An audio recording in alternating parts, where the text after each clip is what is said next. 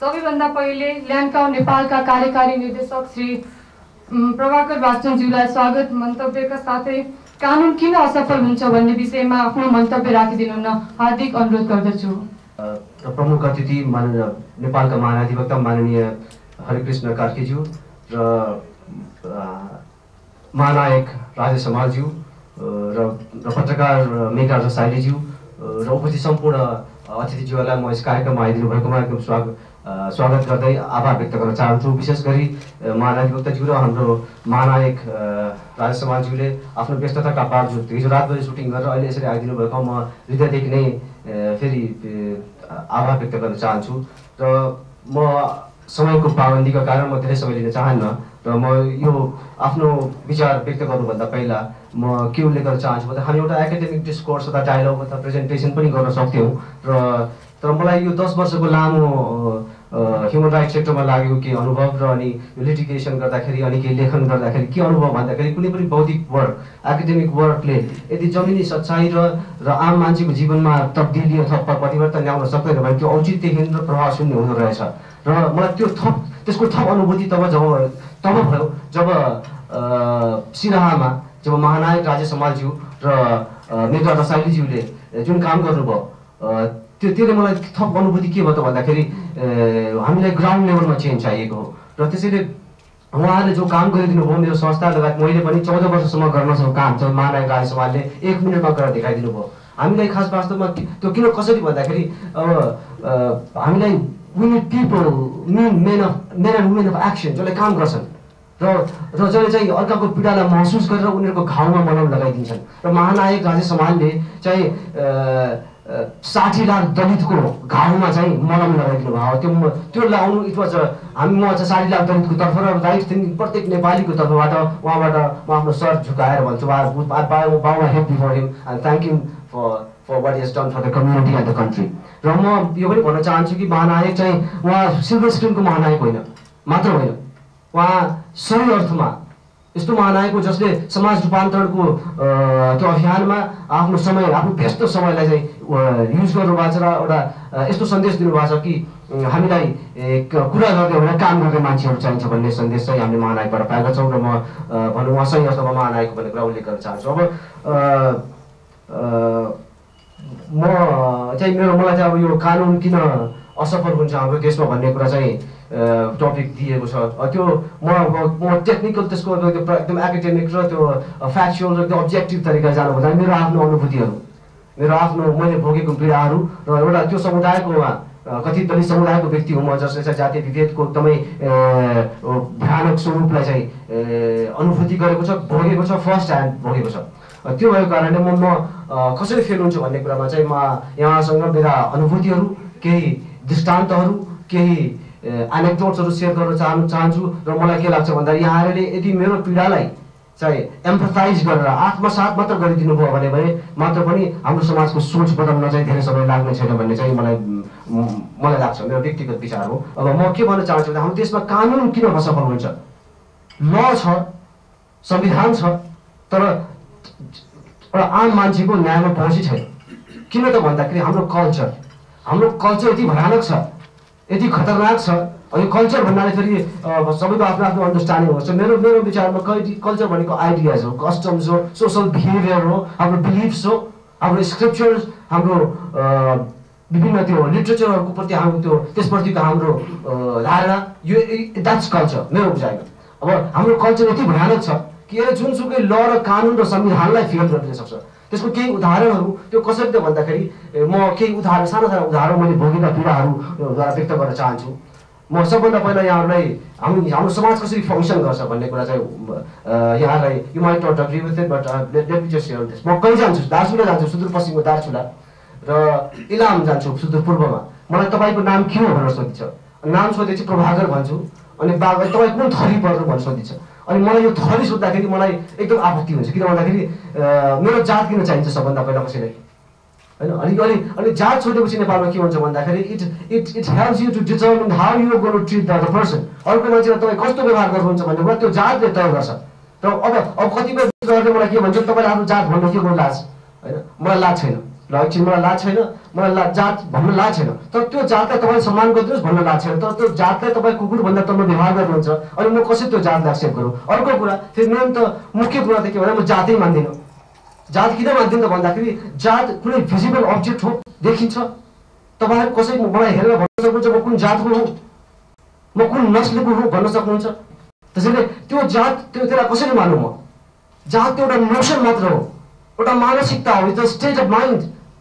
म त्यो state of माइन्डलाई स्वीकार गरेर आफ्नो पहिचानलाई कसरी बनाऊ? एउटा जुन कुरा एक्जिस्टेन्सै छैन, अस्तित्वै छैन, त्यो कुरामा म फलानु दमाई या कामी या बाहुन या छेत्री भन्ने कसरी मानौँ? त्यसैले म त्यो कुरा गर्दिनँ। र अब म बैतडी लिएर जान्छु हाम्रो सोसाइटीमा कसरी चाहिँ जातले गाइड गर्छ भन्ने कुरा। बैतडीमा एउटा सामुदायिक वन छ, भौगोलिक सामुदायिक वन। त्यो वनमा केही कति उपल्लो जातीय मान्छेहरूको वर्चस्व छ, त्यसमा अलिक ठुल्ठालुहरूको वंशावहरू राजाहरूको होइन है। अनि त्यसपछि त्यहाँ एउटा दलित बस्ती पनि छ। त्यो दलित बस्तीको 20 घर परिवारले त्यसको सामुदायिक वनमा मेम्बरसिप पाएको छैन। सामुदायिक वन विकास कार्यक्रमको मार्गदर्शनको दलितको त्यो एक्जिक्युटिभ कमिटीमा चाहिँ रिप्रेजेन्टेसन म्यान्डेटरी बनाएको छ, तर त्यो इम्प्लिमेन्टै हुँदैन। अनि त्यहाँ त्यो दलितको कारणले 40 जना गैर दलित परिवार पनि वञ्चित भएको छ सामुदायिक वनबाट। तर हाम्रो देशमा के प्रोग्रेसिभ मान्छेहरू पनि छन्। क्षेत्रीय वनको डाइरेक्टर हुनुहुन्छ रमेश चन्द भन्ने, उहाँलाई गएर मैले रिक्वेस्ट गरेँ, उहाँले तुरन्त फ्याक्ट फाइन्डिङ टिम पठाउनु भयो। तर त्यो फ्याक्ट फाइन्डिङ टिमले त्यहाँ विभेद भएको छ भन्ने इस्टाब्लिस त गर्यो, तर के भयो त भन्दा त्यो कारण नै हुन सकेन। बिकज डिएफओ वाज स्क्यार्ड, त्यो इम्प्लिमेन्ट गर्ने उहाँमा ताकत पनि छैन। त्यहाँ कुनै सेक्टेरियन भाइलेन्स अथवा कन्फ्लिक्ट लगाउने डर छ। मानसिकता त्यसरी गाइड गर्छ हाम्रो समाजलाई। कतिपय विभिन्न विद्वान अर्थशास्त्रीहरूले के भन्छ, त्यो के भन्दाखेरि आर्थिक विकास हुनु भनिदिनुहोस् न, देशको यहाँ जाति विभेद त हटिहाल्छ। विकासले जाति विभेद हट्दैन। आर्थिक विकासले के हुन्छ त भन्दाखेरि अब त्यस्तो इक्जाम्पल हो भने मन्दिरको पण्डित उसको कुनै पढालेखा दलित भन्दा निकै गरिब हुन्छ, तर त्यो पढालेखा र शिक्षित गरिबलाई पनि उसले अछुत र कुकुरको जस्तो व्यवहार गर्छ। भनेपछि कि आर्थिक हैसियतले मात्र डिटर्मिन गर्छ। हाम्रो भन्दा बढी भाइलेन्स, एक्सप्लोइटेटिभ र बढी एकदम शोषणमुक्त छ त्यो। अनि त्यहाँ अर्को खतरनाक ट्रेन्ड के म फलाना जातको हुँ, आई एम अ जाट, म बाहुन हुँ, आई एम राजपूत भन्ने यो कास्ट एसर्सन बढ्दैछ। त्यसैले आर्थिक विकासले मात्र जाति विभेद हट्छ भन्ने कुरालाई म चाहिँ त्यति I don't digest it very easily. अनि अर्को कुरा शैक्षिक विकास। शैक्षिक विकासले पनि शैक्षिक स्तर सुध्रियो भने जाति विभेद हट्छ भन्ने यो पनि एउटा लजिक आउँछ। यो पनि अर्धसत्य मात्र हो।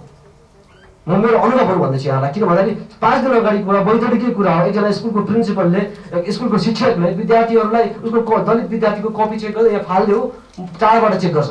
यो 5 दिन अगाडि कुरा हो। अब त्यो मान्छेलाई बुबा बित्नु भएको थियो, अब त्यो शिक्षकको अब मुद्दा गर्ने भन्दाखेरि अलिक त्यस्तो पीडाको बेलामा उसलाई के मुद्दा गर्ने भनेर सकेसम्म मुद्दा गर्दाखेरि हामी गयौँ, किन त्यो मानवीय आधारले पनि उसलाई त्यो गर्न मिल्थेन। तर पछि उहाँले माफीमा पुरा मुस्किलले कन्भिन्स गरेर माफी मागेपछि अनि हामीले त्यसलाई त्यतिकै रफादफा गरिदियौँ भनेर त्यो मुद्दा भनेपछि। अनि यहाँ यो विभेद शिक्षित पढालेखा मान्छेले गर्छ। एउटा युनिभर्सिटीमा म गएको थिएँ अप्लाई गरेर, म नाम लिँदैन त्यो युनिभर्सिटीको, पिएचडीको फर्म भर्नु भनेर अप्लाई गर्नु भनेको तपाईँको जात के भन्नुभयो त्यो यो। अनि आइसेड के मेरो जात मेरो एलिजिबिलिटीको क्राइटेरिया हो भने शिक्षाले भने चेतनाको स्तर, हाम्रो सोच, हाम्रो डिपली एम्बेडेड माइन्डसेट छ, त्यो समस्या हो। र अर्को कुरा हो अन्तर्दलित विभेद छ, एकदमै छ, र त्यो त्यत्तिकै जघन्य अपराध हो जतिको गैर दलितले दलितलाई गर्छ। मुद्दाको तलासमा छु, जहाँ चाहिँ गैर दलितले विभेद गर्छ भने त्यसलाई मुद्दा दायर गरेर सजायको भागीदार बनाउनु पर्ने। त्यसैले हाम्रो कास्ट सिस्टम, हाम्रो जुन कास्ट हायरार्की छ, जसको त्यो क्लासिफिकेसन छ, वर्गाश्रम छ, त्यसको नतिजा हो। It depends on individuals. त्यो किन त भन्दाखेरि उहाँहरूलाई दोष दिएको होइन मैले, किन भन्दा त्यो जुडिसियरी, त्यो पुलिस, त्यो ब्युरोक्रेसी हामी मध्येको एक हो। हामी जे हौ हाम्रो पुलिस त्यही हो, हामी जे हौ हाम्रो ब्युरोक्रेसी त्यही हो, हामी जे हौ हाम्रो जुडिसियरी त्यही हो। सो त्यसैले जबसम्म हाम्रो माइन्डसेट चेन्ज गर्दैनौँ, हाम्रो सोच चेन्ज गर्दैनौँ, मान्छेलाई मान्छे मान्दैनौँ, तबसम्म हाम्रो सिस्टम बदलिएको छैन। र अर्को मैले एउटा खतरनाक ट्रेन्ड, अर्को एउटा मलाई मन नपरेको ट्रेन्ड, एउटा हाम्रो देशको लागि हानिकारक हुने ट्रेन्ड अब के भन्दाखेरि बाहुनवाद भनेर 24 घण्टा गाली गरिन्छ बाहुनलाई। त्यो समस्याको समाधानै होइन, त्यो कन्फ्लिक्ट निम्त्याउने एउटा अर्को बाटो हो। त्यो यहाँ बाहुनवाद होइन, समस्या कास्टिजम हो, जातिवाद हो। त्यसैले बाहुनलाई गाली गरेर समस्याको समाधान हुन्छ भने कसैले त्यो अप्रोचले जान्छ भने त्यसले समस्यालाई निम्त्याउँछ मात्र, बाहुनलाई गाली होइन। जातिवाद अन्त गरेर हामी लाग्नुपर्छ भन्ने मेरो मान्यता हो। यदि हामीले जातिवाद अथवा कास्ट सिस्टम, कास्ट डिस्क्रिमिनेसन अन्त गरेनौँ भने हामी अर्को द्वन्द्वलाई निम्त्याउने सङ्घारमा पुगेका हुन्छौँ। Caste discrimination has all the potential to result in a full-fledged armed conflict. Mark my words. फेरि यो अब तपाईँहरू यहाँ लाग्छ मैले आदर्श समाजको कल्पना म I'm not talking about a very ideal society त्यो कहिले न आदर्श समाज थियो न कहिले हुनेछ त्यो सम्भव पनि छैन तर सुनिए सहिष्णुताको कुरा जिरो टलरेन्स फर इन्जस्टिस त्यो त हामी गर्न सक्छौँ नि म जस्तो मान्छेले 10 जना बदल्न सक्छ तपाईँ हामी जस्तो मान्छे 10 जना बदल्न सक्छ zero tolerance is more important त्यो गर्छ अनि अर्को कुरा मानव अधिकारलाई खालि अध्ययनको विषय मात्र नबनाऊ भन्ने हिसाबले त्यो म यति पर्सनल साउन्ड भइरहेको छु किन भन्दाखेरि मानव अधिकार स्टडी गर्ने पढ्ने विषय हुन सक्छ तर I want to experience it म मेरो छोरीले अनुभव गर्न चाहन्छु मानव अधिकारको मलाई मान्छेकोसँग व्यवहार गरेको म देख्न चाहन्छु I don't just want to make it a subject for intellectual discourse मान्छे भएर बाँच्न पाइनँ भने मैले पढेर मात्र के गर्छु केही सुझाव र केही सुझाव भन्दा पनि केही अनुभवहरू छन् म यहाँहरूसँग बुझागत रूपमा भन्न चाहन्छु हामीले सबभन्दा पहिला मान्छेलाई मान्छेसँग व्यवहार गर्नुपर्छ just think the other person as human being सब कुरा बदलिन्छ अनि हामीले अर्को कुरा सिक्नुपर्ने मलाई के लाग्छ मैले आफैले पनि सिक्नुपर्ने कुरा दलितको पक्षमा गैर दलित बोल्ने पहाडियाको पक्षमा मधेसी बोल्ने मधेसीको पक्षमा पहाडिया बोल्ने र महिलाको पक्षमा पुरुष बोल्ने यो प्र्याक्टिस गरेर मात्र हेरौँ हामी र अर्को हामीले सोच्नुपर्ने कुरा के छ भन्दाखेरि यो जातीय विभेद भनेको दलितको समस्या होइन यो हामी पुरै नेपालीको समस्या हो किन भन्दा हामीले बाहिर अन्तर्राष्ट्रिय मञ्चमा इन्टरनेसनल फोरममा जान्छौँ टाउको झुकाउनुपर्छ हामीले किनकि हामी यस्तो मिडिभियल इलोजिकल एउटा स्याभेज सिस्टमलाई प्र्याक्टिस गरिरहेछौँ त्यो स्याभेज सिस्टमलाई त्यो मेरो समस्या कसै हुनसक्छ त्यो मेरो देशको समस्या हो म जस्तो मान्छेलाई तिरस्कृत गरिन्छ घृणा हेरिन्छ र मलाई कहिलेकाहीँ लाग्छ म नेपाली भएर किन जन्मेँ म बरु नजन्मेको हुन्थ्यो कहिलेकाहीँ सोच्छु मर्न पाए पनि हुन्थ्यो जस्तो लाग्छ किन I don't believe in violence त्यसैले हामीले यो यसलाई देशको समस्या मानौँ let's read this society this caste system र अन्तमा के भन्न चाहन्छु भने यो देशमा संविधान आइसकेको छ you may not be happy with it है संविधान म पनि खुसी छैन धेरै मान्छे खुसी नहुन सक्छन् तर तत्कालीन राष्ट्रपतिज्यू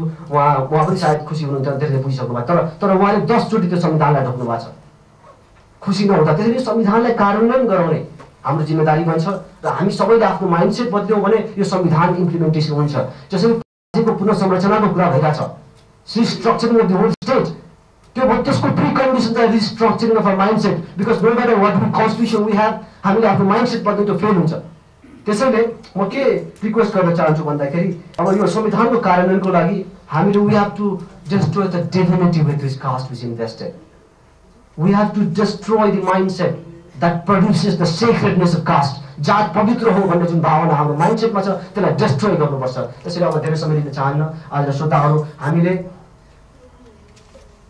आफूलाई बाहुन क्षेत्री दमाई कामी अथवा विभिन्न जात भनेर बिर्सिनुपर्छ and we have to make a personal rebellion, a personal choice to defy this self-defeating system called caste system. त्यसैले let's change our mindset. हामी आफ्नो म बदल्छु तपाईँ बदल्नुहोस् सबै बदल्नुहोस्.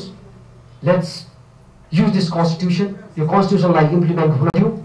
But let's use this constitution to change the mindset of those people who are unwilling to change. यति भन्दै म धेरै समयले त्यसको क्षमा प्रार्थी यो देशको भलो होस् हामी सबैको भलो होस्. नमस्कार.